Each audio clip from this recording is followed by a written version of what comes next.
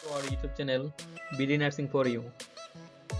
Nursing ভর্তি প্রস্তুতি, বিষয় বাংলা, লেকচার নাম্বার 29। আজকের টপিক বাংলা ভাষার সাহিত্যিকদের উপাধি।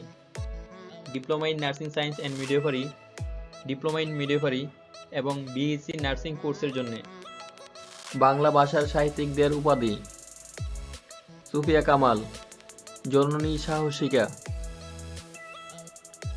এবং নারী আন্দোলনের পথিকৃৎ; অমিয় চক্রবর্তী, বিশ্ব নাগরিক কবি; শামসুর রহমান, নাগরিক কবি এবং আধুনিক কবি বলা হয়; জসীমউদ্দিন, পল্লী কবি; বেগম রোকেয়া, মুসলিম নারী জাগরণের অগ্রদূত।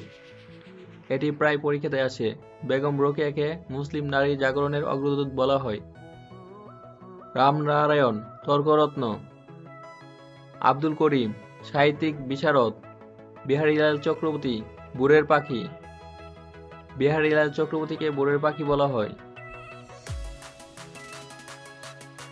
সত্যেন্দ্রনাথ দত্ত, ছন্দের জাদুকর; শরৎচন্দ্র চট্টোপাধ্যায়, অপরিচিত কথাশিল্পী; ডক্টর মোহাম্মদ শহীদুল্লাহ, ভাষাবিজ্ঞানী; মুকুন্দরাম দাস, চরণ কবি; সুকান্ত ভট্টাচার্য, কিশোর কবি; রবীন্দ্রনাথ ঠাকুর, বিশ্বকবি বা নাইট; মুকুন্দ কুমার চক্রবর্তী, কবি কঙ্কন; কাজী নজরুল ইসলাম, বিদ্রোহী কবি; ঈশ্বরচন্দ্র বিদ্যাসাগর, গদ্যের জনক এবং বিদ্যাসাগর বলা হয়।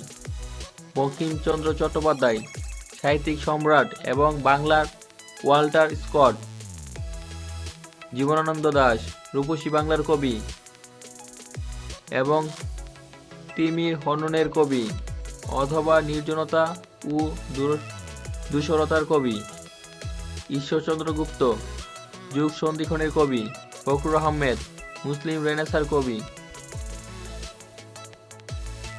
নার্সিং ভর্তি প্রস্তুতি, নার্সিং জব প্রস্তুতি, নার্সিং বোর্ড প্রশ্ন সমাধান, নার্সিং পড়ালেখা ও নার্সিং এর তথ্য সবকিছু সবার আগে পেতে please subscribe our YouTube channel BD Narsing for you.